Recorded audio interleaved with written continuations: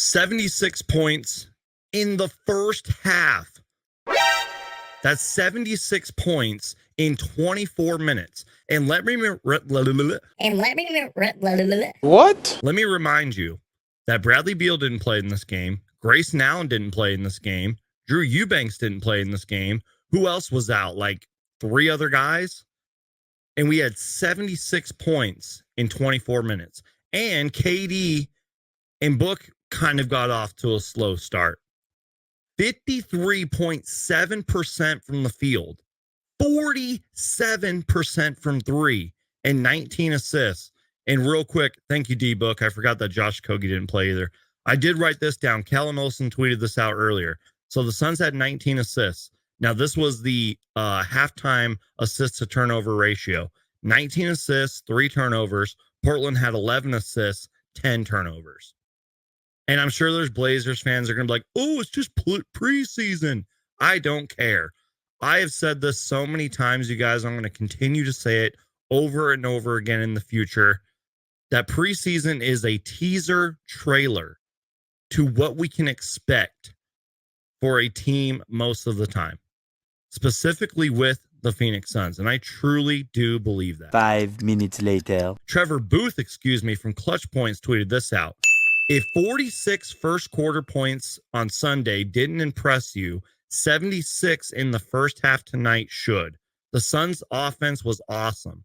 15 of 28 in the second quarter and a huge run that broke it open. By the way, that huge run, I believe, was 25-5 to close out halftime. And then he said, Booker, KD, Gordon, Nurkic combined for 71 points.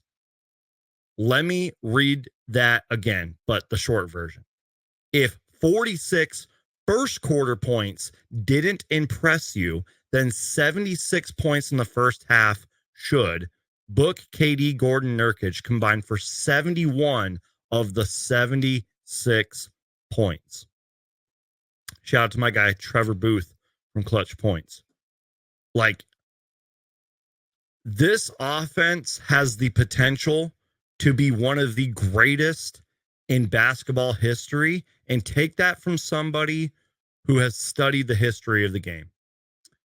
And even if you're a younger fan and you watched, the 2015 to the 2022 Warriors who pretty much changed basketball, or maybe you're a little bit older and you watch the 7 seconds or less Suns, this could be a newer version of that. Because again, no Josh Okogie, no Bradley Beal, no Drew Eubanks. We probably were missing like 5 other players, and we scored 76 points in the first half. And when we did have our big 3 for like 2 quarters, or I guess 1 quarter, we scored 46 points. It is absolutely, the fear of the unknown, or I guess the excitement of the unknown, is truly exciting. And Phoenix Suns fans should be thrilled, and Valley sports fans should be on fire for not only what is happening with the Arizona Diamondbacks, but they should be on fire for the excitement of this Phoenix Suns team. And I'm seeing in the chat right now, I want more minutes I can't read. I want more minutes for Jordan Goodwin. We're going to talk about Jordan Goodwin later. Ronald says, EG is real. EG bully ball. We're definitely going to talk about Eric Gordon later. Nathaniel, appreciate your comment. 90% shooting in the first quarter.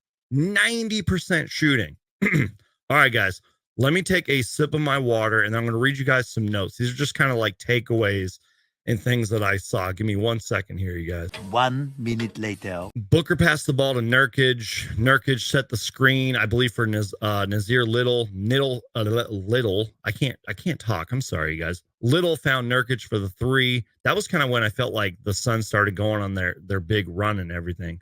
Booker at the end of the first quarter had 15 points on 6 for 11 shooting. Now, the second quarter is where the notes started going all over the place, and a lot of these notes are about Yusuf Nurkic. Nurkic had that beautiful outlet pass to KD. Nurkic had this one play where he caught the rebound. He went up. He pump faked. And I think he reversed layup and got the and one. Another Nurkic pass, which I believe is a no-look pass. It was kind of like where he was near the free throw line a little bit, and I believe he no-looked it to the wide open KD. And you know what? Ayton sometimes doesn't get the credit that he deserves as a passer, but in 2 preseason games, I believe that Nurkic is a better passer. At least he's looking like it because he did some pretty dang good passing out there. For some reason, Twitter didn't let me upload this clip. There was this one beautiful play where the Suns' ball movement was going all over the place, and it all started and finished with Eric Gordon. The ball was just kind of zipping around. Eric Gordon got it on I believe it was like the 3-point line on the left side. He pump faked a little bit. He drove in a reverse layup. It was a beautiful play, but for some reason, my Twitter and internet connection wasn't letting me upload the play. We kind of talked about it earlier. 76 first half points, 25-5 run to close out the half. Nurkic was great. I believe Nurkic finished the game, and I want to get this correct. I'm going to go to ESPN and look this up. So Yusuf Nurkic in just 21 minutes had 17 points, was a plus 27, 8 rebounds, 5 assists, 2 steals. He did all of that in 21 minutes.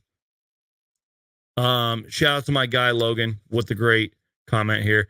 First post-game live stream of the season. Hulk smash that like button. Absolutely, you guys.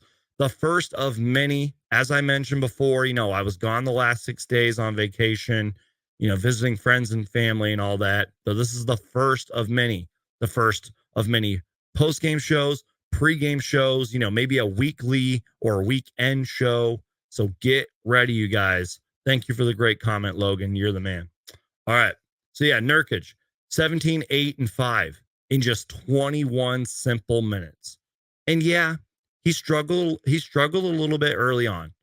I believe he got into foul trouble. It is what it is.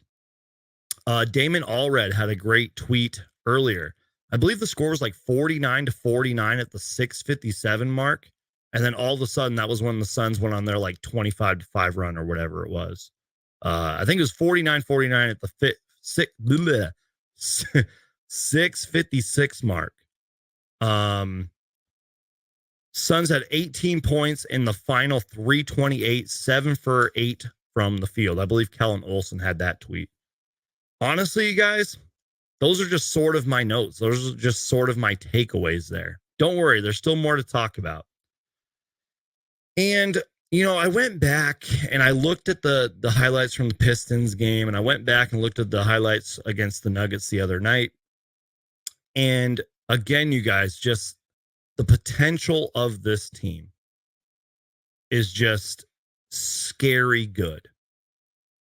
And obviously, as a biased Phoenix Suns fan, I believe we can make the finals and we can win the championship and everything. But the truth is that it's going to take some time.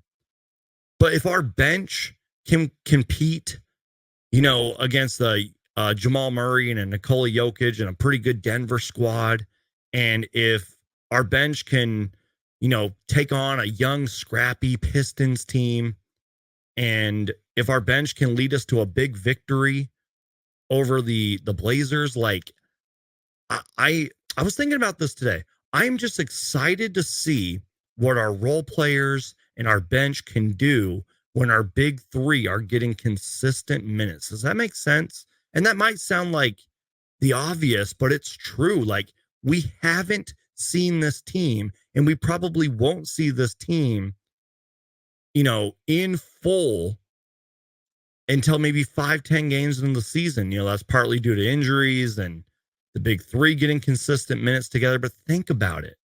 When the big three is on the court for like a regular game for like 30 plus minutes each, it is going to be scary. And I think Dennis Scott 3D was talking about this earlier on NBA TV. Like, if our role guys can just hit their shots, I don't know how teams are going to stop us. And I get it. There's every team has flaws. Maybe our weakest position is the big man, position.